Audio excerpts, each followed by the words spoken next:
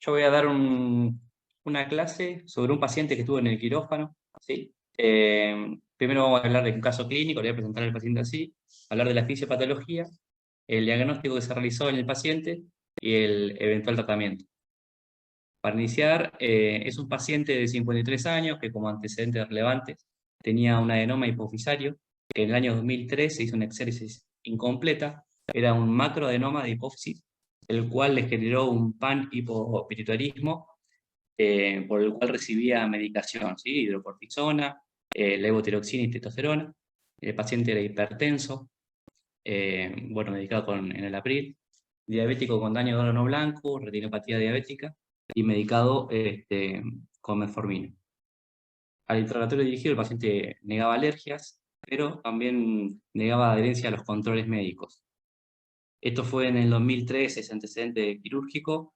En el 2012 tuvo un control, que ahí sí consultó, y le hicieron una evaluación tomográfica, y la silla turca estaba vacía, y reconsulta perdón, tiene otra imagen en el 2018 que ahora le voy a comentar, y en febrero de este año consulta por presentar clínica en trastorno en la visión. Es derivado a neurocirugía y se planifica una cirugía para una exéresis de macroadenoma que volvió a crecer y estaba comprimiendo el nervio óptico. Tenía una tomografía del 2018 que no tenía ningún dato relevante, solamente es algunos signos óseos, entonces era el dorso celar, y le hacen una resonancia donde identifican que otra vez estaba el macroadenoma y estaba invadiendo parte del seno cavernoso. Entonces, bueno, yo hasta este paciente planteé bueno, aprendí la rotación, ¿sí? Los datos preanestésicos. El paciente medía 1,78, pesaba 82 kilos. Se evalúa siempre un electrocardiograma, en este caso sin ninguna particularidad, ningún cambio significativo. Se solicita laboratorio. Siempre tenemos que tener hemograma, coagulograma, medio interno, función renal, y en este caso, paciente diabético, obviamente la glucemia. Bueno, la medicación habitual la volví a repetir, y se le pregunta sobre hábitos tóxicos, ¿sí? Tabaquismo, enolismo, consumo de sustancias, marihuana, cocaína, sobre todo por interacciones digamos, interacciones farmacológicas. Se le hace una evaluación preanestésica, el paciente tenía un Malapati 2, clase 2, la distancia tiro-mentoniana era 5,5 mayor, o mayor, y tenía una apertura bucal mayor a 5 centímetros. Todos estos parámetros son predictores de dificultad y el paciente tenía, digamos, una predicción de intubación normal. Un ASA 3 y bueno, venía con obviamente la indicación de un ayuno mayor a 8 horas. En lo que es el chequeo de mesa, obviamente siempre, previo a toda cirugía, tenemos que controlar bien las mesas de anestesia en cada quirófano. Esto, bueno, lo hacía siempre de la ayuda a mano, que tiene que estar, obviamente, toda la medicación, analgesia, hipnótico, los bloqueantes neuromusculares, atropina, jeringa cargadora. Verificar siempre los elementos de intubación, el laringoscopio, que sea la rama que ande, que tenga pilas. En este caso iba a ser una cirugía, una neurocirugía, utilizar tubos espiralados, que estén los tubos correspondientes, que esté la guía de Edgeman para la intubación, chequear obviamente el balón, que haya cánulas de Gel y las máscaras de oxígeno que sea adecuada para el paciente. Obviamente bien chequear la aspiración, que esté funcionando, dejar la mano, y el seteo del ventilador, obviamente que no tenga fugas. Todo bolsa y bueno, que esté cargado también la medicación de las bombas de infusión continua, en este caso el remifentanilo y la noradrenalina. El paciente ingresa al quirófano 4 a las 8 de la mañana y inicia la cirugía, digamos, anestesia a las 8:30. El paciente estaba vigil, orientado en tiempo, espacio. Él refería a pérdida de visión bilateral. Se encontraba en decúbito dorsal. Se inicia la peroxigenación con una máscara y una FiO2 al 100%. Se evalúa los accesos vasculares, se le coloca un acceso central en vía femoral con técnica de Selinger y fue ecoguiada en esta oportunidad. También se le coloca una línea arterial radial derecha, teniendo en cuenta que hay que tener un control estricto de la TAM, porque hay modificaciones en la PIC y bueno, sería el flujo cerebral muy importante en neurocirugía, y se realiza premedicación con midazolam 2 miligramos, cefalotina 2 miligramos, paciente pesado 82 kilos, y se le hace hidrocortisona 100. La inducción, primero en primera instancia siempre la analgesia, fentanilo 100 miligramos, asociación con propofol 100 miligramos, y se lo relaja con becuronio 5 miligramos.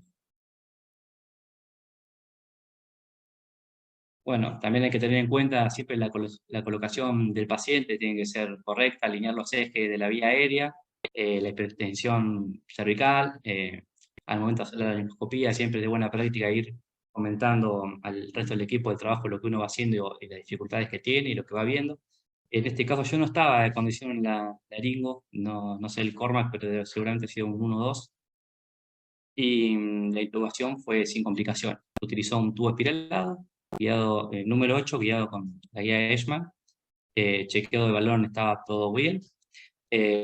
Lo que se debe chequear una vez que se realiza la intubación, la expansión torácica que empaña el tubo, esto es lo que ustedes me han recalcado todos los días, que es lo que yo voy a ver poner en el piso.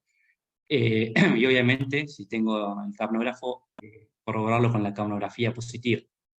Auscultar 4 focos, en este caso el paciente tenía buena entrada en los 4 focos, es decir, que estaba el tubo correctamente colocado. Se fija y se hace nuevamente el chequeo, balón y el respirador, ¿sí? Que esté todo en condiciones.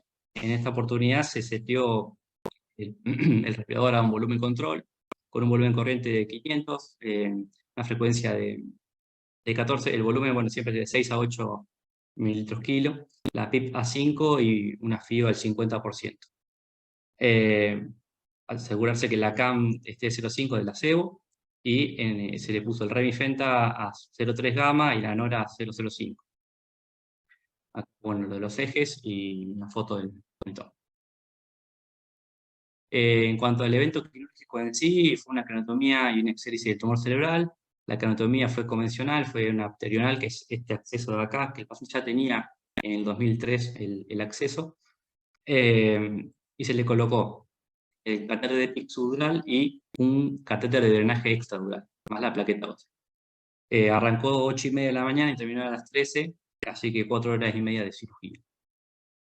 Durante la cirugía, al paciente se fueron solicitando laboratorios, tiene estados de base sin particularidades, un medio interno normal, la glucemia estaba alterada y un hemograma normal, pero sí lo que se visó es que el paciente tenía una sonda vesical y había aumentado el ritmo diurético. Se le había aportado en todo lo que fue la cirugía 3.000 mililitros y una diuresis de 4.000.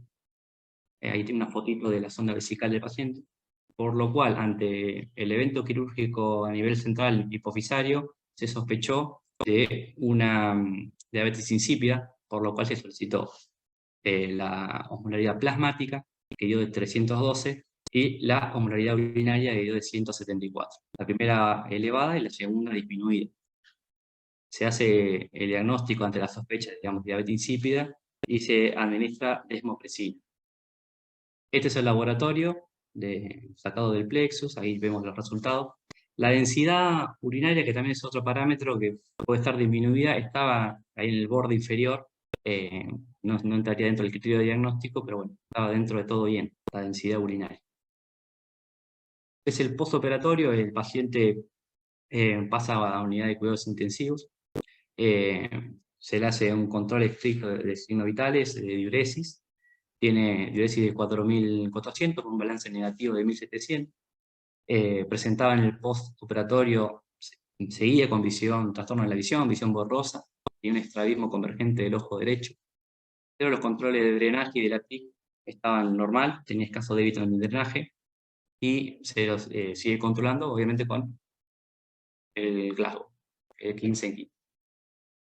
Va a estar 4 días, 5 en realidad en terapia, donde se va a hacer siempre lo mismo. Acá en el segundo día el balance negativo disminuyó levemente y el paciente refería a una cefalea leve. Al tercer día similar, y el cuarto día aumenta la diuresis nuevamente. Luego el paciente pasa a unidad intermedia, perdón, a UTIM, donde va a pasar 3 días internado con buena evolución, a febril, ahí tiene una disminución del ritmo diurético en un balance negativo, pero sí más cerca del neutro, y pasa luego de 3 días a clínica médica. En clínica, la verdad que sé de los episodios de poliuria, se normalizan los controles glucémicos, y se hace un seguimiento con endocrinología y neurocirugía. Acá puse un dato de color que siempre también debemos seguir lo que es el medio interno, sobre todo el sodio, que el paciente tuvo valores entre 138 y 132 desde que estuvo en terapia hasta clínica, y hay que tenerlo en cuenta porque si está por encima de 145 en los 5 días posteriores digamos, a la cirugía, hay un alto valor predictivo para una diabetes insípida central permanente, ¿sí? Que no va a cambiar la terapéutica. Entonces, un poquito de repaso de la fisiopatología. Primero que nada, la fisiología. Tenemos la vasopresina, que es una hormona peptídica, que bueno, se va a sintetizar en lo que es en el hipotálamo, en las neuronas magnocelulares, núcleo paraventricular y supraóptico, y se van a transportar hacia la hipófisis posterior, donde se almacenan en granos neurosecretores que ante estímulos determinados seguramente por la osmolaridad, más frecuentemente van a ser liberados a la circulación. Acá dejé una fotito del Cecil, que básicamente el resumen del óptico y paraventricular. Están los humos receptores que van a estar ubicados en la lámina terminal del órgano vascular y van a mandar una señal, ¿sí?, a estos núcleos para una liberación posterior de la vasopresina. Entonces, ante concentraciones de vasopresina superiores a 280, va a haber un cambio lineal en lo que es la concentración, perdón, ante una osmolaridad mayor a 280 va a haber un aumento lineal de la concentración de vasopresina. Acá les dejo otro cuadrito esquemático donde pueden ver, ahí si ¿ven ahí mi flecha o no? Sí, sí. Bueno, superior al umbral osmótico, 280, 282, hay un aumento lineal de la vasopresina, ¿sí?, con un incremento de la osmolaridad urinaria. Esto sería fisiológico, normal, si todo anduviera bien. En nuestro paciente no, hay una alteración que ya la vamos a ver más adelante. Entonces, actúan sobre los receptores B, que tenemos 3 tipos. En este caso nos va a interesar el receptor B2, que está en los túbulos colectores renales, ¿sí?, lo que va a activar canales de agua, que son las acuamarinas, y va a generar retención de agua y concentración urinaria de sodio.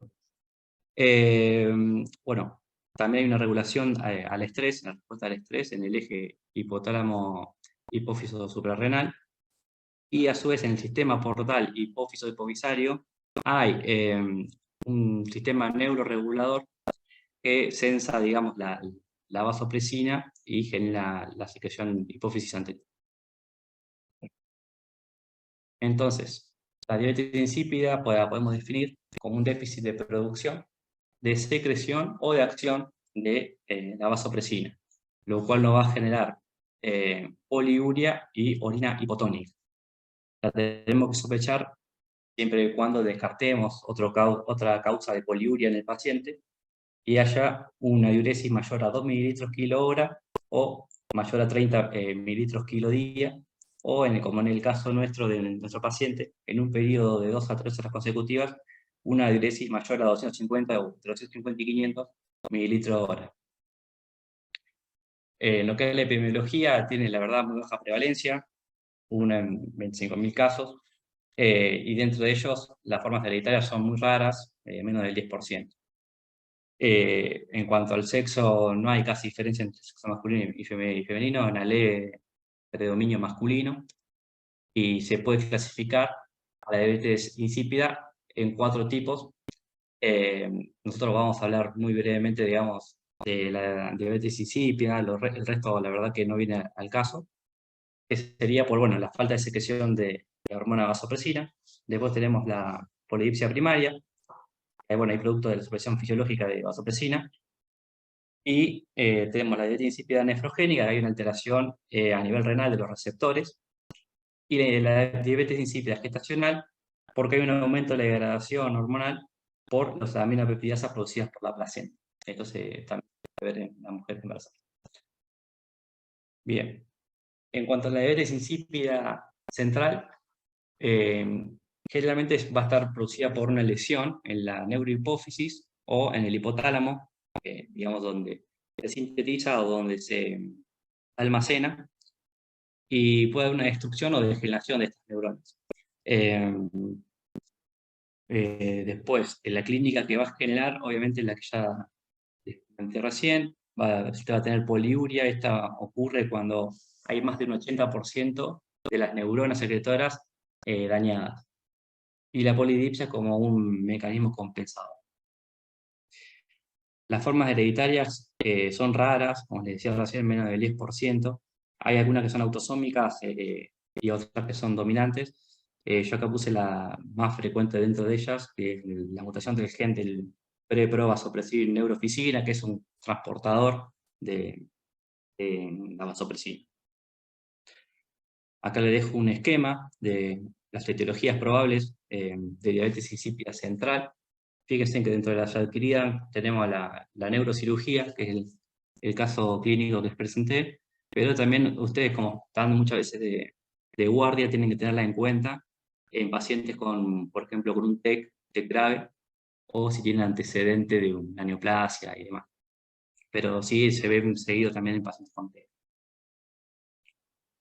Las manifestaciones clínicas, otra vez lo mismo, van a depender igualmente de la edad del paciente, cuál es la causa de la diabetes insípida central, que recién les mencioné, en qué momento hacemos el diagnóstico, en qué contexto, y si el paciente está lúcido en coma, esto porque obviamente si el paciente está lúcido, está vigil, no va a expresar un aumento de la sed y requerimiento de ingerir líquidos.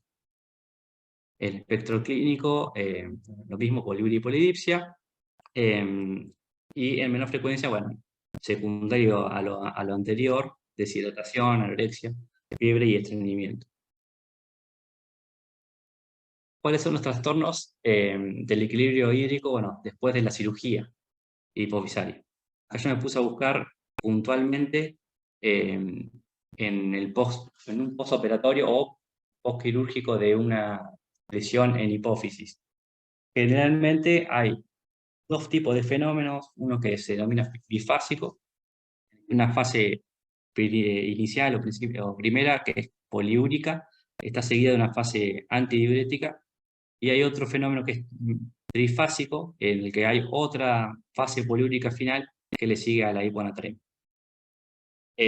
Siempre que tengamos un postoperatorio de hipófisis, sobre todo entre las primeras 48 horas, puede desarrollar el paciente un déficit de vasopresina. Esto puede ser porque hay una sección parcial o completa del tallo pituitario. Esto va a cortar lo que son las conexiones entre hipotálamo e hipófisis, y va a haber un déficit en el estímulo y secreción de la hormona. Acá, en este esquema, vemos trifásico. Esto es una sección completa del tallo. Entonces, las terminales nerviosas no van a generar el estímulo, y lo que sí puede haber es una secreción posterior de los gránulos que ya tenía, pero luego va a quedar totalmente vacía, no van a llegar los gránulos sintetizados en el hipotálamo, y vamos a tener un déficit de vasopresina. En el caso de que la sección sea parcial, es decir, que no esté todo el tallo, lo que vamos a tener es una caída más de la vasopresina más gradual. El paciente va a tener una curva de menor pendiente. Más adelante les las voy a mostrar. Entonces, ante todo esto que les fui comentando recién, tenemos la necesidad de hacer un diagnóstico. La clínica, siempre soberana, la vamos a tener en cuenta. Obviamente, el paciente que está dominando más de lo normal, poliuria, polidipsia, en caso que esté vigil. Y otro de los pilares es el laboratorio, donde vamos a ver la densidad urinaria, la osmolaridad urinaria y plasmática, que tiene que ser una densidad urinaria menor a 1005. En este paciente del caso clínico es el único parámetro que no cumplía, tenía 1007, no recuerdo. Una osmolaridad urinaria menor a 200, que el paciente la tenía, 174, una osmolaridad plasmática mayor a 300, el paciente la tenía 320, y una función renal normal.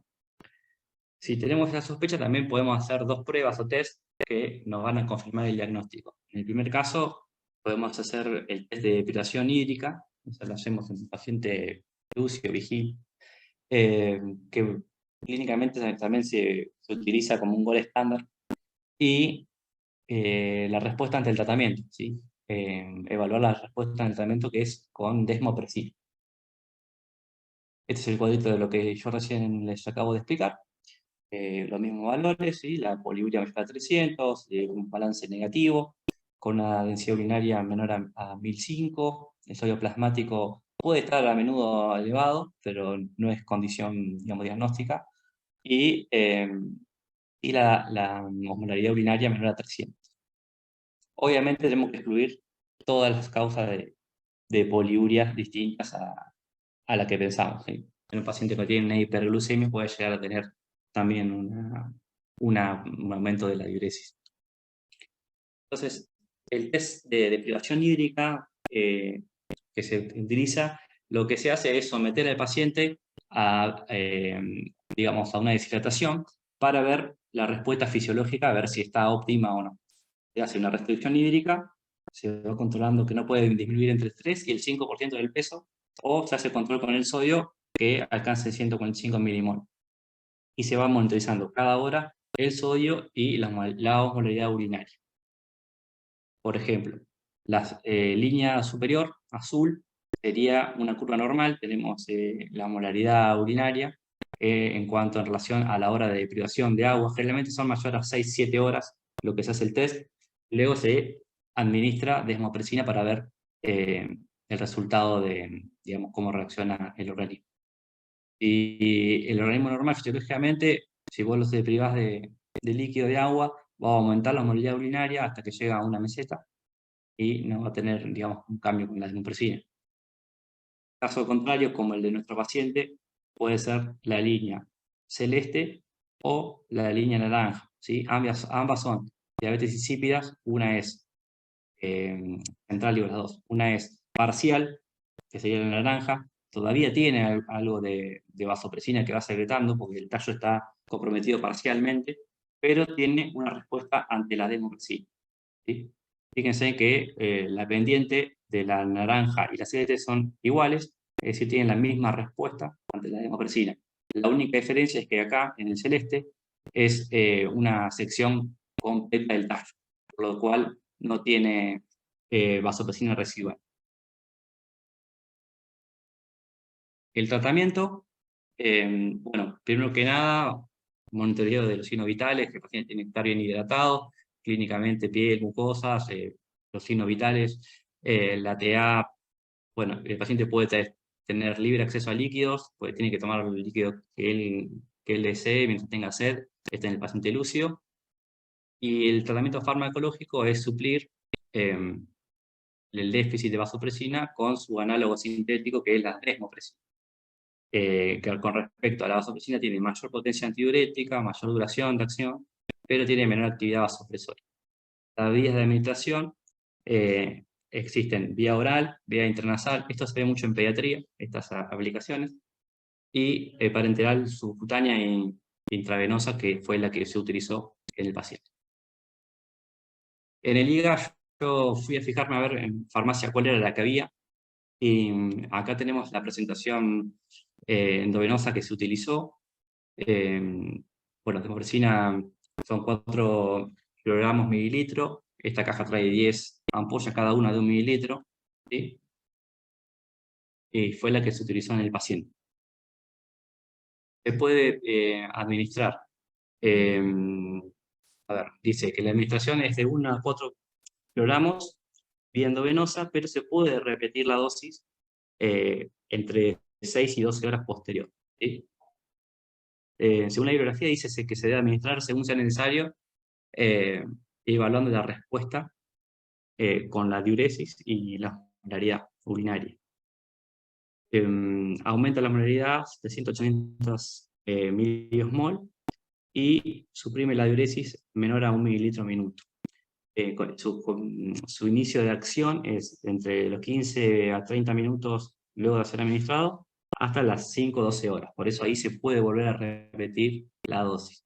A este paciente le hicieron 2 dosis, 2 ampollas, así que fueron de 8 programas. Estuve buscando a ver si había alguna relación con el peso y no me explicaba, la verdad que no decía algo específico del peso. Lo que se ve en la evidencia es eso, se puede repetir la dosis luego de 6 a 12 horas. También me interesó a ver qué había si había algún estudio sobre la diabetes insípida central en el contexto de alguna cirugía de hipófisis, y encontré un estudio que la verdad no tiene un N muy significativo, muy bajito en realidad, que se hizo en un hospital mexicano, y querían conocer el comportamiento del postoperatorio, en realidad en el transoperatorio, de los pacientes que eran sometidos a una exéresis de un adenoma hipofisario, pero lo que se estudió acá fue por vía transesfenoidal, que sería la indicación de tipo de cirugía. En el paciente que estoy presentando se hizo la vía convencional.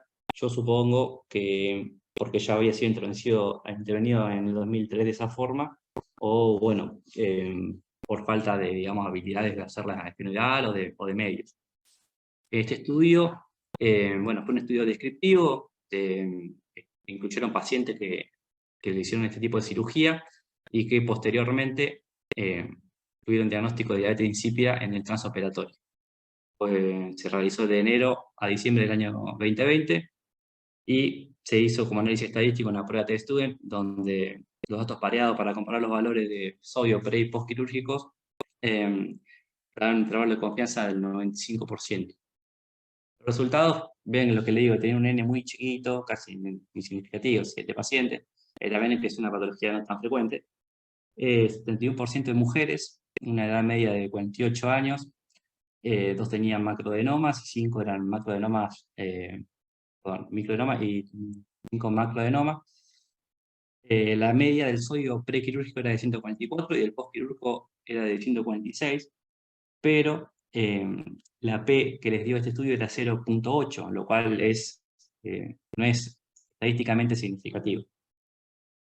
Bien, y lo que sí vieron es que la diuresis, digamos, de los egresos fue de 4.000, de un ingreso de 4.288.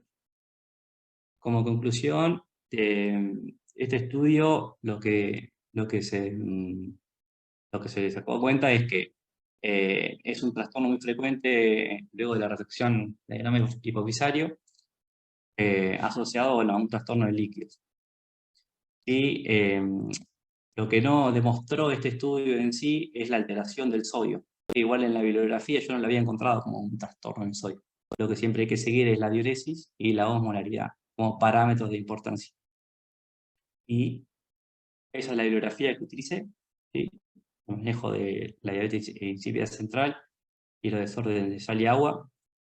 Y nada, eso es todo. Hermosas, hermosas fotos. Hermosa clase. No tengo cómo hacerlo. Buena No, foto. la mejor es esa que está ahí abajo, Qué fotón. Sí. Personaje. El muchacho se fue con una intubación con Vidal Laringo. Qué nivel. ¿Viste? Que nadie, Alguna... Y elogiado. Qué loco. Qué loco. Che, ¿alguna pregunta de esto? No, chao. No, la verdad que era muy, muy buena la clase, muy concisa. Muy bien. Oye. Bueno.